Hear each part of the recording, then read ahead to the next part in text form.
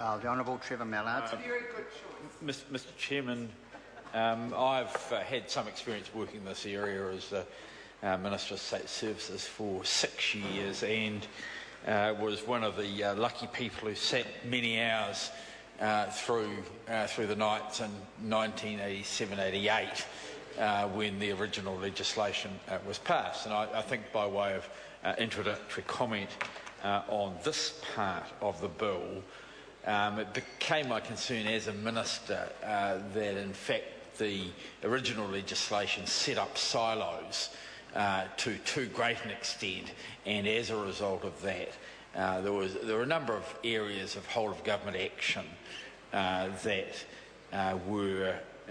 could not be implemented because the priorities of the chief executives were to their specific responsibilities rather than to government as a whole or New Zealand as a whole. So I certainly do support the policy intent behind Part 1 of the bill, which is really around reducing or removing barriers to closer cooperation and alignment of agencies within the state sector. And I think there's been a bit of loose talk in this debate, especially from members opposite, and I think a little bit of a lesson about the public service and the state sector is something which is worth some focusing on as far as members are concerned.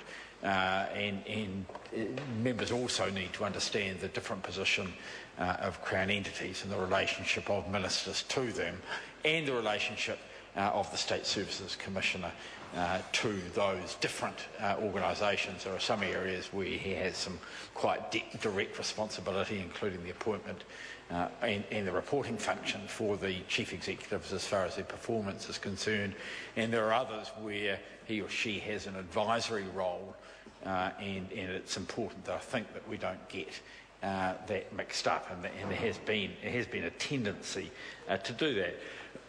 Mr Speaker, and I think again there can't be much argument about the primary focus here about the need to deliver value for money from taxpayers' funds, and to do that there needs to be properly coordinated leadership across the public service in particular, and this bill, and especially in Part 1, does go towards that to some extent.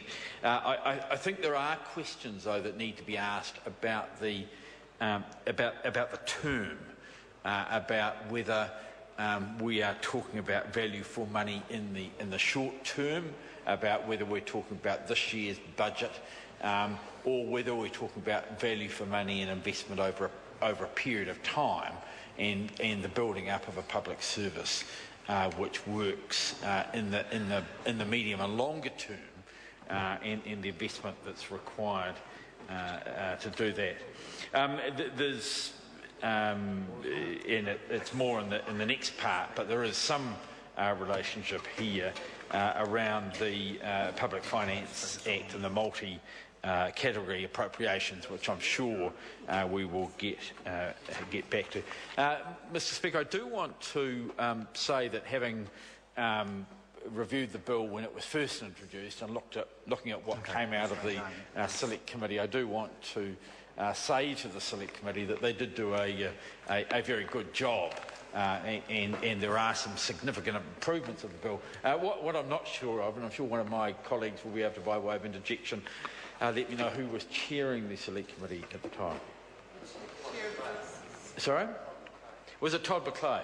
Oh, well, I was going to be complimentary, but seeing the man wants to line dogs up and kill them for drug dealers, I won't be as complimentary as I would otherwise, Mr. Speaker. But maybe it is, you know, maybe there's some talents.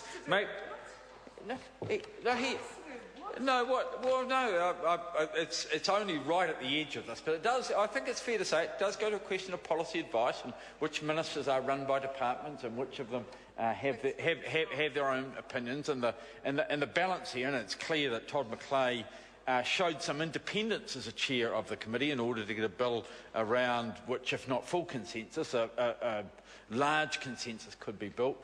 But now apparently what he wants to do, now that he's a minister, he's fallen straight into the arms of the bureaucracy, and he wants Mr. Speaker, what he wants to do is to kill dogs so drug dealers can have bigger profits. Mr. Chairman.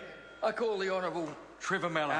Mr. Chairman, and normally I just want to say, normally it takes 4 or 5 weeks for a minister to fall into the arms of the department and to stop showing any independence. Well, he ran and he jumped. He ran and he jumped straight into the arms of the department. They smothered him, and any sensible opinion went with it. But I think we'll be talking about that more as time goes on. The idea of sacrificing dogs so drug dealers can have bigger profits is something which I just cannot believe that any minister would accept any advice that came from a department that was set up under the legislation which we are currently amending. But as I indicated, there are some reservations that we are concerned about.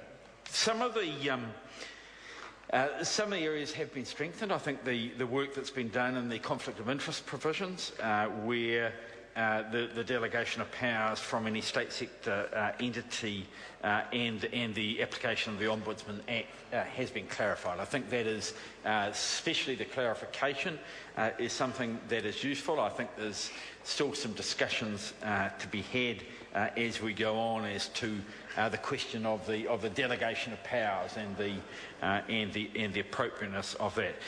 Mr. Speaker, there is one area where I want to take issue with both the decision of the Select Committee and maybe even some of my own colleagues, and that goes around the statements of intent and their usefulness as actual planning documents. Mr. Speaker, I've been around long enough to see a whole pile of different contractual arrangements between ministers and their departments, and I think there is some overrating of the statement of intent process as to whether or not they are actually useful, and it does depend very much on the minister and the department. And I think what we'll end up doing as we look particularly around clauses 49, the 61A and B and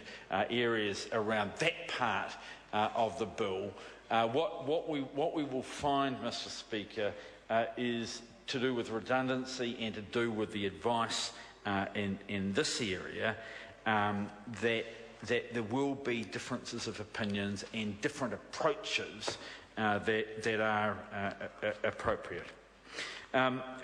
Mr. Speaker, I'm certainly of the view, and I think I share it with my Labor colleagues, that the delegation of powers from the core state sector to non-state partners and implementing agencies is constructed too broadly. I think it is fair to say that we will be watching very carefully how these delegations occur and what use is made of them. And in a funny way, Mr. Speaker, Mr. Chairman, it doesn't matter whether if they use not at all, well, then they're useless. If they use too much, then there is a problem, and it might well be that there is an overlap between the two. Mr. Speaker, my colleague David Parker has spoken on the question of immunity and indemnity. That's a technical legal area that I'm sure pointy-headed QCs will be having. Oh no, pointy-headed QCs will be having some discussions about going forward, no doubt, when David Parker is the Attorney General, he will be involved in some of that as well. Mr. Speaker, it's my view that on balance this bill is something which is now worth supporting. Sorry, well actually, Mr.